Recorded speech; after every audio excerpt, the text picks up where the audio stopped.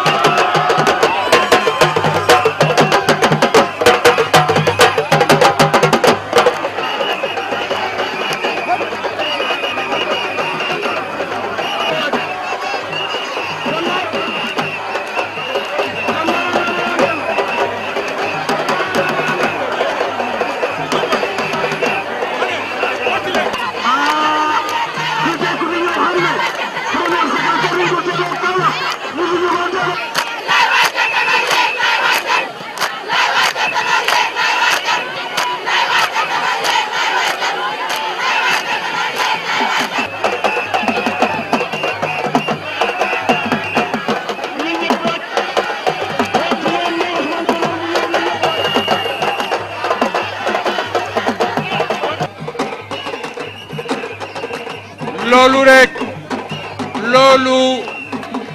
loolu wane na ne Tanor ñi ko topp Tanor duñu ay 2% duñu parti télécentre cadre dëgg ko topp Aïdar ma tuddee ko le pape de la mer Aïdar xam ngeen ko un ami intime à Tanor li nekk Kaolack ba indépendant ba léegi parti socialiste moo ko defar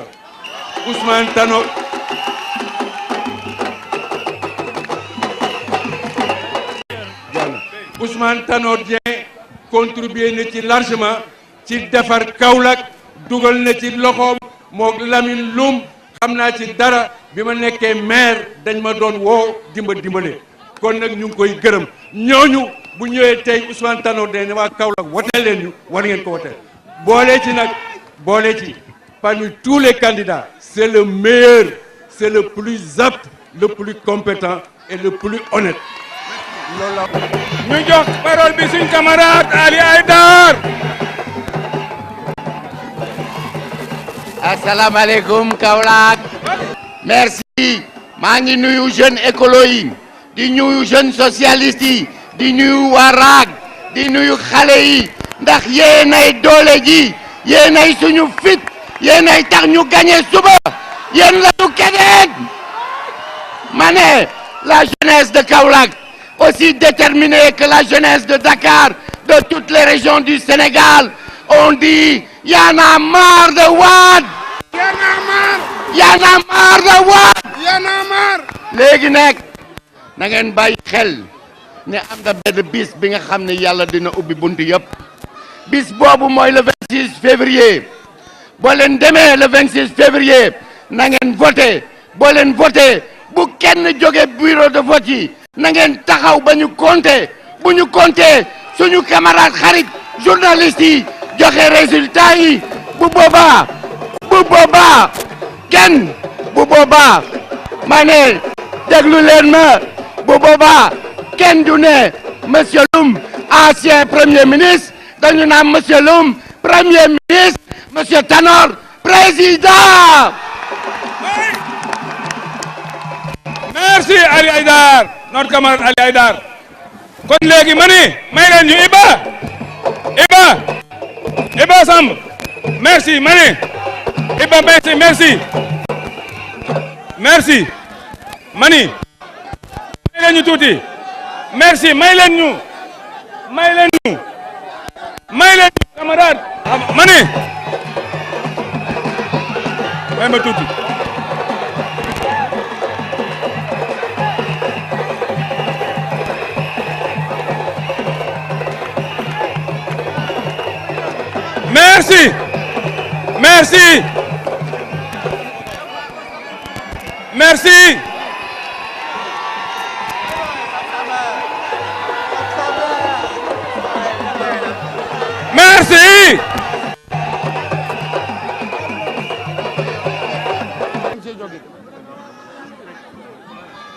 merci merci beaucoup merci population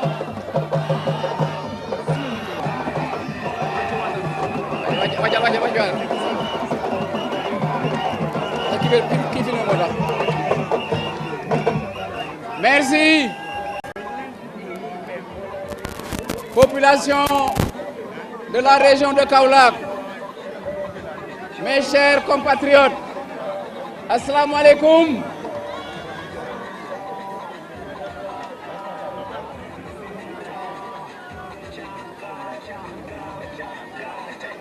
Mes chers compatriotes,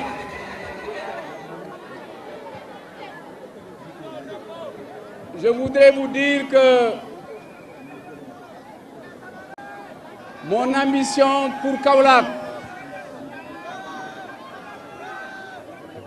mes chers compatriotes, chers Kaolackois, je voudrais ici m'engager à donner à Kaolack son lustre d'antan.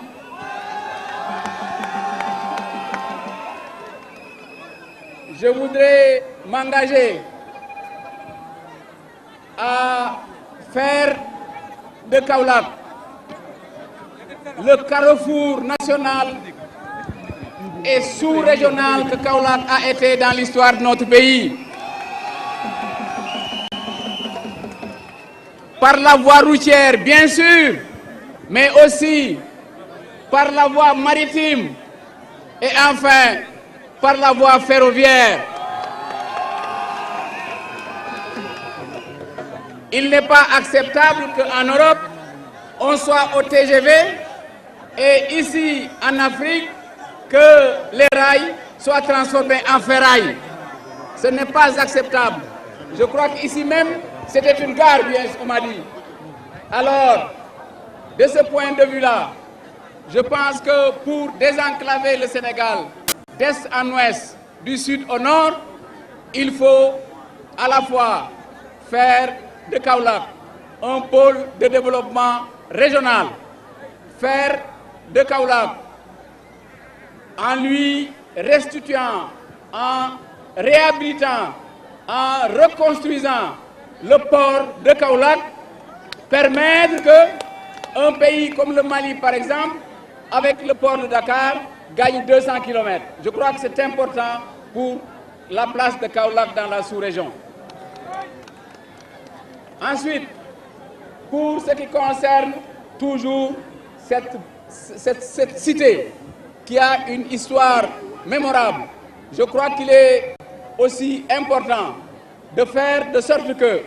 Kaolack, qui est apparu, disons, l'ancien Sine Saloum comme le grenier du Sénégal, comme le bassin arachidier, de ce côté-là aussi, retourne sur l'Afrique occidentale.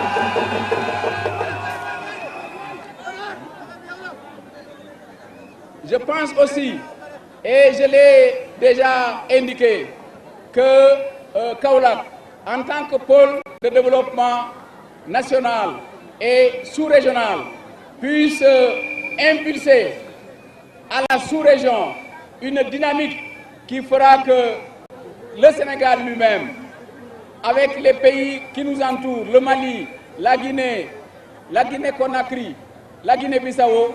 que justement le Sénégal joue le rôle que historiquement il avait joué jusque-là. Et dans cette perspective, je crois que la ville de Kaolack peut jouer un rôle de tout premier plan. Donc, ce qui veut dire en définitive que Kaolack a un avenir radieux. Il suffit d'y croire, il suffit d'y travailler. Bien sûr, je n'oublie pas la reconstruction du marché de Kaolack, mais en insistant sur les conditions de sécurité pour que ce qui s'est passé il y a quelques mois ne se passe plus. Mais c'est indispensable que ce marché-là aussi, qui sera à Kaolack, aura un caractère sous-régional. De ce point de vue-là aussi, c'est important. Je m'engage aussi à prolonger l'autoroute Dakar-Diamniadio, qui viendra jusqu'à Kaolack, en autoroute, qui continuera à Tambacounda, à Bakel, à Kédougou et à Ziguinchor, ce qui permettra définitivement de désenclaver toute cette région. Nous avions dans notre projet, de l'est à l'ouest, du sud au nord, de grands investissements structurants qui permettront justement de régler ces problèmes au niveau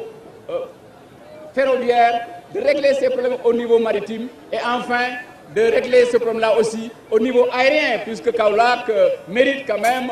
un aérodrome qui soit à la mesure des ambitions que nous avons pour cette ville-là, ambitions régionales et sous-régionales.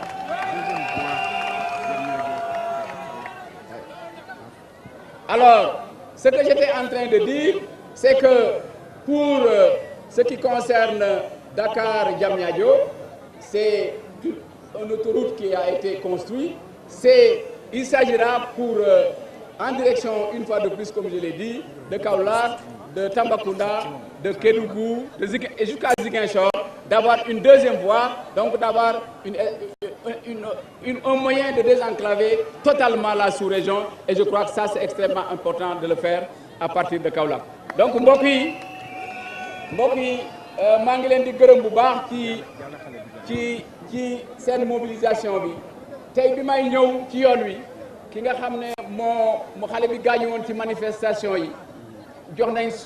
gis na war nañu sax certificat genre de mort bi. Certificat genre de mort bi benn bal moo dal ci bopp bi. D'ailleurs magam nee na dina ko topp ci yoon parce que loolu assassinat la amul beneen tur. Jaar nañ Gandiaye jaale ko balaa ñu ñëw egsi fii li ciy des rek ma wax leen ne maa ngi rafetlu bu baax a baax li nga xam ne premier ministre Mamadou Lamine Loum ñëw na bokk ci suñu équipe doomi Saloum la Serigne Mbaye Thiam bokk na suñu équipe doomu Saloum la Lamine Loum moo bind le projet présidentiel Serigne Mbaye Thiam mooy directeur de campagne am na beneen doomi Saloum bu tudd Babacar Thioye Ba moom itam mooy suma directeur de cabinet moom itam mu ngi soqe ko Nioro kon nag gis ngeen ne équipe bi nga xam ne moo nekk di liggéey ak man daanaka ñoom ñëpp ay doomi Saloum lañ loolu lu rafet la te jëluma leen parce que doomi Saloum lañ dama leen jël parce que dama leen xam kenn par kenn Lamine Loum wax na fi ñu jaar ak fi bi depuis près de 40 ans Serigne Mbaye aussi loolu laa yàgg ak moom et Thioye Ba aussi xale bu loxom set la kon nag mun na bokk ak mag ci ma ne ci Lamine Loum Abdou Diouf wax na benn bés ne c'est un garçon surdoué il connaît presque tout de tout voilà kooku moom venant de Abdou Diouf qui est avare en compliments je crois que ça dit tout sur Lamine Loum et sa présence ci suñu équipe bi c'est un gage de sérieux de compétence et de confiance. Je crois que les Sénégalais ne doivent pas se tromper en 2012. Il ne faut pas que le pays soit confié à des gens qui vont encore tâtonner comme l'a fait Abdoulaye Wade. Il faut que ce pays soit mis entre des mains expertes parce que la situation est particulièrement difficile, particulièrement compliquée. Il faut des gens qui ont une expérience, une expertise et qui soient des gens sérieux qui, dès le lendemain de 2012, seront prêts et seront aptes à prendre les mesures appropriées pour conduire le pays vers un avenir radieux. kon nag li nga xam ne moom lañ def équipe bi nga xam ne moom lañ tànn muy Benno ànd ak Tanor maa ngi ciy gërëm bu baax suñu camarade Ali Aïdar mi nga xam ne ku ñu jàppale la moom itam xam ngeen ne ci wàllu environnement ci wàllu écologie pionnier la ci bi nga xamee ne bateau la Joola suux na moom moo njëkk a doon sénégalais boo xam ne dugg na ci suuf ba ci bateau bi ba gis nit ñi donc suñ ko bàyyi woon sax ak xalaatam xëy na léegi fekk na affaire yi bateau la Joola réglé kon loolu yëpp rek li mu tekki mooy que ñun daal fi mu ne pour Sénégal fi mu ne pour région de Kaolack am nañ ay ambition yoo xam ne amul benn werante pour def de Kaolack le poumon économique du Sénégal ensuite sur un autre point de vue investir à Kaolack avec des investissements structurants loolu yëpp incha allah suñ ko defee seen dëkk seen gox seen réew dina ci profiter Kaolack delluwaat fa mu nekkoon démb ak barki démb ndax xam ngeen ne Kaolack démb ak barki démb dafa amoon importance non seulement ci Sénégal mais dafa amoon importance dans toute la sous-région avec son port avec son rôle économique avec sa place comme bassin arachidier comme capitale du bassin arachidier loolu yëpp tax na daal am nañ yaakaar bu baax ci avenir Kaolack gis ngeen Kaolack nag depuis 12 ans liñ fi bàyyi woon moo fi nekk Ablaye Wade def fi dara kon nag yéen comme Ablaye Wade daf leen woon gannaaw da ngeen ko war a woon gannaaw jaaduwul fii ci Kaolack kenn di ko fii voteel mais suñu ñëwee incha allah projet yi nga xam ne yëpp amoon nañ ko pour Kaolack amoon nañ ko pour le Sénégal te jeexaguloon nañ ko reprendre nañ ko achever avec une équipe boo xam ne qui est fin prête pour conduire le Sénégal dans un avenir radieux maa ngi leen di gërëm leen sant wasalaam jërë ngeen jëf